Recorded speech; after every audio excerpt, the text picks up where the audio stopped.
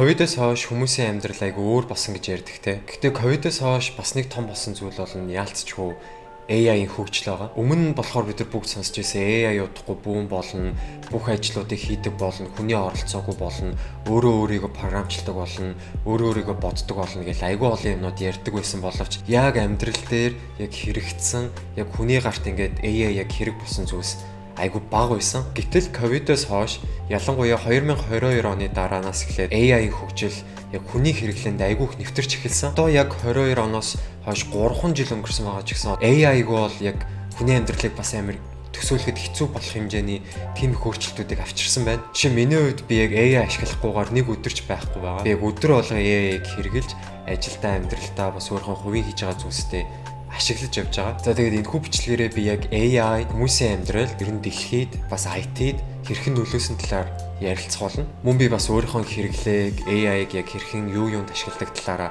бас та хэдтэй хуваалцвал зүгээр юм болоо гэж бодлоо. За тэгээд бичлэгийг эхлэхээс өмнө нэг зүйлийг тодруулах хэрэгтэй гэж бодлоо. AI бол өөрөө айгүй debatable, тийм мэтгэлцэх боломжтой сэдв. Тэгээд магадгүй та AI-г илүү сайн талаар нь төсөөлж, эсвэл муу талаар нь төсөөлж болно. Магадгүй зарим хүмүүс AI-г ашиглаж хүмүүсийн хийж байгаа ажлыг хөнгөвчлөн ирээдүйд хүн роботтой харилцаа илүү болно гэх мэт төв зүйлээр төсөөлж байгаа бол зарим хүмүүс илүү AI өөртөө хүмүүсийг сүйтгэх, магадгүй Matrix эсвэл Terminator дээр гардаг шиг тиймэрхүү зүйлс болно гэж бас бодож байгаа. Тэгэхээр энэ бичлэг дээр болохоор би ямар нэг AI-г ирээдүйд ямар байх талаар prediction хийсэн бичлэг бол хийхгүй. Илүү AI одоогоор хүмүүст хэрхэн нөлөөлсөн байна, AI-г ашиглаж хүмүүс ямар асуудал үүдэг шийдсэн талаар илүү ярих болно. Хүмүүс сонирхож байвал магадгүй яг AI ирээдүйд яг яаж хөгжих талаар бас өөрийнхөө хувийн бодлыг өөр бичлэг дээр хуваалцаж болох бах. Тэгээ тиймэрхүү бичлэгийг бас сонирхож байгаа хүмүүсээ бол бас комент бичээрэй. За эхлээд бүгдээрээ яг AI дэлхийд ер нь олон өөр салбаруудад бас яг хэрхэн яаж нөлөөлж байгаа тухай яриа. Одоо ерөөсөө AI-г ашигладаггүй салбар гэж байха болсон байна. Ихэнх салбар AI-г ашиглаад айгүй хурдтай хөгжиж, ирээдүйд гарах тэр тооцоолол бас хийж байгаа зүйлсээ илүү автоматжуулж, өөрөө хөгжтэй бас хурдан болсон. Тэгээ зарим нэг салбарт орж байгаа тийм өөрчлөлтүүдээс яриа. За эхлээд өнөр эрүүл мэндийн салбарын тухай яриа. Хорт тавдар, тархалал, чихрийн шижин, зүрх судасны асуудал гэх мэтээр өвчнүүдийн оншилгоог нь AI ашиглаад эмчээс хурдан мэдэж төрүүлж мэдэж болдог болсон байна. За жишээ авах юм бол хөхний хорт тавдрыг 91% оновчлолтойгоор AI detect хийж чаддаг болсон байна. Angled Airy гэдэг нэртэй за нэг pronounce сайн мэдгүй байна. Энэ хавьд ингээд тавьчих. Ийм нэртэй компани нэг AI хөгжүүлсэн байгаа. Тэгээ энэхүү AI нь 78% оновчлолтойгоор зүрхний ямар нэгэн асуудлыг гаргаж ирч чаддаг болсон байна. Хүү AI нь бас яг тухайн хүнийг яг зүрхнийх нь мэдээллээр ирээдүйн 10 жилд амьдарч чадах хэсгийг нь бас онцчилдаг. Боловсролын салбарыг аваад үзье. Han Academy гэдэг ийм компани одоо өөрсдийнхөө тийм платформыг хөгжүүлсэн байна. Тухайн хүн зориулсан тийм сурах, тийм процесс одоо алгоритмыг гаргаж боловсруулж байгаа. Өөрөөр хэлбэл одоо AI таны тухай суралцаа, таныг яаж суралцдаг, таныг яаж сурдгийг мэдээд яг танд зориулсан тийм сурах програмыг гаргаж өгч байгаа гэсэн. Transportation салбарыг авч үзээ. Одоо ингээд Tesla-гийн self-driving system байна. Тэгээд та хэд сонсон байж магадгүй Waymo гэдэг шинэ тийм self-driving car гарсан байна. Тэгээ Waymo нь болохоор өөрөө Google-ийн салбар компани. Тэгээ self-driving car хөгжүүлдэг. Одоогоор яг Америкийн хэдхэн мужид хүмүүст жолоочгүй таксины үйлчилгээ үзүүлдэг байна. 2024 онд болохоор Waymo 4 сая хүнийг таксигаар үйлчилгээ үзүүлсэн байна. Энд нь ямар ч жолооч ороогүй 4 сая хүн бүгд ямар ч жолоочгүйгээр таксины үйлчилгээ авсан. Одоо энэ нь бүр улам эргэлттэй болоод 2025 оны судалгаагаар бол 7 хоногт 200 мянган хүн Waymo-гоор үйлчлүүлж гэсэн судалгаа гарсан байна. За бас Tesla-гийн self-driving truck байна. Тэгээ truck гэдэг нь болохоор ихтэй хүнд том их даацын юмыг ачдаг машиныг хэлдэг. Tesla бас яг self-driving truck буюу одоо яг том машинуудыг ямар нэгэн жолоочгүйгээр тийм жолооддаг бас тийм машиныг зохион бүтээж байгаа. За одоо бүгдээрээ бас хөрөнгөний зах зээл дээр аваад үзье. Америк, Европ, Аз гэсэн твүүдэд байгаа нийт хийгдэж байгаа хөрөнгөний зах зээлийн одоо трейдүүдийн 60-аас 70% нь ямар нэг байдлаар хүний гар орохгүйгээр автоматжуулагдсан тийм алгоритмуудаар хийгддэг болсон байгаа. Тэгээ бодоод үзтээ та одоо ямар нэг хүний гар орохгүйгээр ихэнх трейдүүд явагддаг болсон байна. Одоо бас яг AI ашиглаж трейд хийж байгаа ботууд нь 1 секундэд ойролцоогоор 1 сая өгдөлтөөр ажиллаад тэндээсээ хамгийн оновчтой үр өгөөжтэй тэр трейдийг олоод тухайн трейдийг хийдэг болсон байгаа. Тэгээ энэхүү трейд нь 82% success rateтэй байгаа гэсэн. Тэгээ та хэд бодож магадгүй 82% чинь яг одоо тэгвэл яг энгийн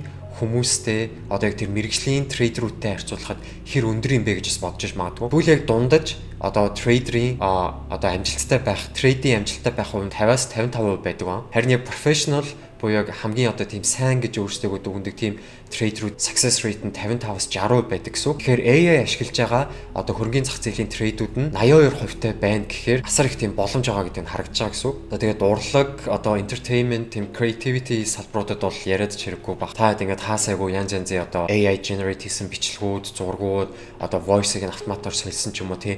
AI үнэхээр бас энэ салбарт бол айгүй олон зүйлсүүдийг бас хийж байгаа нь бол яриултгүй таад бүгд мэдж байгаа. Зарим нэг AI орохгүй гэж бодсон салбарууд хүртэл AI-г ашиглаж байгаа. За жишээ нь хөдөө аж ахуйн салбар байна. За тэгэхээр нийт хөдөө аж ахуйн салбарт яг AI-тэй холбоотой ямар нэгэн тийм tool юм уу багаж хэрэгслийг ашиглаж байгаа. Одоо тэр farmer-ийн яг 70% нь ямар нэг байдлаар энэ AI бидний одоо үйл ажиллагааг 20%-аар илүү өгөөжтэй байлгасан гэсэн тийм судалгаа бас байгаа юм. Яриад байвал дуусахгүй AI бол үнэхээр бүх салбарт маш олон тийм өөрчлөлтүүдийг авчирч байгаа. AI-аас болж гэх юм уу яг хамгийн хурдцтай өөрчлөгдөж байгаа салбар бол яг тийм AI-ыг зохиож байгаа хүмүүсийн өөрсдийн салбар бол programming, computer science салбар байгаа даа. Одоо IT-ийн салбар дээр AI гэж ярихдаггүй зүйлс гэж аа. Аюулгүй байдал, hardware, software, testing, data analysis, data science дээр юу ч гэдэг яг байж болох бүхэл мэрэгчлүүд, IT-тэй холбоотой бүхэл мэрэгчлүүд AI ашиглаж байгаа. Жишээ нь бүгдээрээ яг software development дээр авч үзэх юм бол одоо AI-ууд яг хүнд зориулж код бичиж өгч जैन, кодноос нь алдааг нь олж जैन, кодыг нь илүү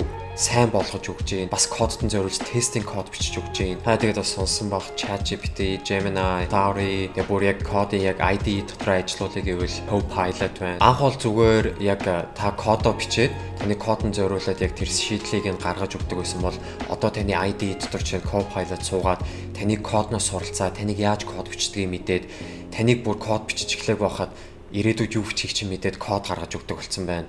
Таны бичсэн кодыг чи уншаад тэр чинь зориулж автоматар тест бичээд өгдөг болсон байна. Бүр таныг одоо команд өгөөг байх таны ирээдүйн үйлчлэг хүртэл таамаглаад хийгээд өгдөг болсон байгаа. 2023 оны судалгаагаар нийт Stack Overflow-ийн судалгаанд оролцсон инженеруудын 70% нь ямар нэг байдлаар AI ашиглаж software development хөгжүүлэлт хийдэг гэж гарсан байгаа. Харин шинээр код бичиж сурж байгаа хүмүүсийн 82% нь ямар нэг байдлаар AI-г ашиглан эсвэл AI ашиглаж одоо development хийж байгаа. Тэгээ энэ нь 2023 оны судалгаа одоос 2 жилийн өмнө. Тэд нэг амар сонирхолтой судалгаа нь 2024 оных. Одоо яг Америкийн хамгийн топ 500 компанид ажилладаг инженерүүдээс та AI-г ашиглаж ямар нэг байдлаар хөгжүүлэлт хийдэг үү эсвэл AI-г ажилдаа ашигладаг гэхэд нийт инженеруудын 92% нь ашигладаг гэсэн хариу өгсөн юм байна. Энэ дээр бас нэг тийм амар сэтгэл гонсойлгосон судалгаа байгаа нь юу вэ гэхээр Stack Overflow гэж сайт байдаг. Ямар нэг байдлаар кодын юм уу IT-ийн асуудлууд гарах үед тэн дээр өөрийнхөө асуудлыг бичээд одоо тухайн асуудлыг мэддэг эсвэл өмнө тулгарч ирсэн хүмүүс хэрхэн тэр асуудлыг шийдэх тухай тийм хариултыг өгдөг нэг тийм discussion forum аягийн вебсайт байдаг. Яг харамсалтай зүйл нь юу вэ гэхээр энэхүү сайтад бүх софтвер инженерүүд дуртай. Гэхдээ сүүлийн хэдэн жил ялангуяа яг generative AI гарч ирснээс хойш Stack Overflow-ийн нийт орж байгаа хандлтын тоо 50%-аар багассан байгаа юм. Өөрөөр хэлбэл хүмүүс яг ямар нэг вебсайт руу эсвэл Stack Overflow ч юм уу тийм сайтууд руу орж кодоо засаж асуудлаа засахаас илүү AI руу асуудлаа хэлж засуулдаг болсон байгаа гэсэн. Энэ дээр бас нэг заавал ярих хэрэгтэй зүйл бол MCP буюу Model Context Protocol гэж нэг юм протокол байгаа юм. Тэгээ энэ хүү протоколыг яг хамгийн энгийнээр тайлбарлах юм бол Large Language Model тийм AI-уудыг бусад аппликейшнтэй холбоход тусалдаг протокол. Одоо та ямар нэгэн асуудлыг хэлэхдээ чат бичээд кодоо өгөөд ч юм уу ямар нэг байдлаар та тухайн AI-д хэлээд тэр танд өөрт чинь хариу болгоод чатаар хариугч явуулж байгаа тийм үү. Асуудлаа хэллээ. Тэр нь чинь тохирсон тэр кодыг нь ч юм уу тэр шийдлийг нь өгж байгаа. Тэгвэл MCP протокол нь яг яаж туслах вэ гэхээр асуудлыг нь хэллээ. Тухайн протоколоор дамжаад тухайн аппликейшнд нь тэр кодыг нь бичээд өөрөөгөө засаад алтаагаа олоод явна гэсэн. Бид нэр асуудлыг нь хэлэхгүйгээр энэ аппликейшн өөрөө асуудлаа олоод тэрийгэ засаад бусад аппликейшн одоо юмнуудтай өөрөө холбогдоод явах боломжтой гэсэн. Тэгээ яг одоогоор бас яг том компаниудын нэг уралдаж байгаа зүйл нь юу вэ гэхээр ямар нэг байдлаар зүгээр чат бичээд хариугаа авдаг биш.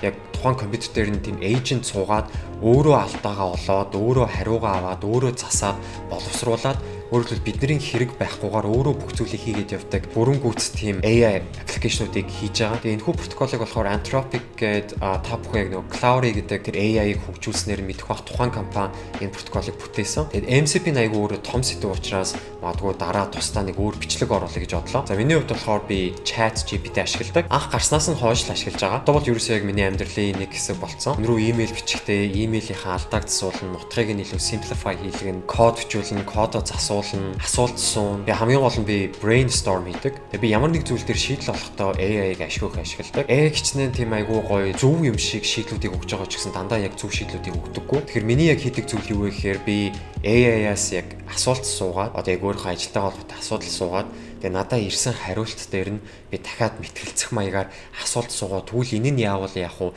Энэ нь ингүүл яах вэ гэх маягаар асууж илүү бас мэтгэлцүүлдэг. Тэгээ ингэснээр яг яаж байгаа гэхээр AI илүү хурц болж, илүү хүчтэй болж танд илүү бас сайн хариултыг өгж байгаа. Дээр нь бас яг та 100% AI-д одоо найдалтгүйгээр өөрөө яг мэтгэлцээд бас AI-тай тийм нийлүүлээ тийм илүү зөв шийдлийг бас өөрийнхөө тэр гаргаж байгаа асуудалтай гарах боломжтой байгаа юм. Манай инженерийн салбарууд эсвэл юм лог сэтгэлгээтэй ажил хийдэг хүмүүс мэдж байгаа хамгийн гой санаанууд дандаа мэтгэлцээний дундаас гардаг. Тийм ч учраас би та хэдийг AI-тай мэтгэлцээд нэг асуулт суугаад хариулт өгөнгүүд яг энэ нь яагаад ингэж байгаа тэгвэл энийг ингэчүүл яах вэ гэдэг ч юм уу тиймэрхүү маягаар асуугаад илүү чанартай хариулт авал зүгээр гэж бодож байна. AI-аас асуулт суухдаа юм хэлэхдээ дандаа бас дабл чек хийж байгаарэ бас өөрөө verify хийж байгаарэ яг хамгийн бас өөрөө бас хамгийн гол нь тэрийг ойлгож байгаарэ гэж хүсэж байна. Би гэрээсээ ажилдаг, ремотээр ажилдаг. Манай ажлынхан бас өөр газруудад байдаг учраас би яг ингээд хүнтэй ярилцаад мэтгэлцээд тийм гоё санаа шийдэл олоход яг одоогийн ажлын байран дээр боломжгүй байгаа. Тийм учраас миний хувьд би яг AI-тай ярилцаад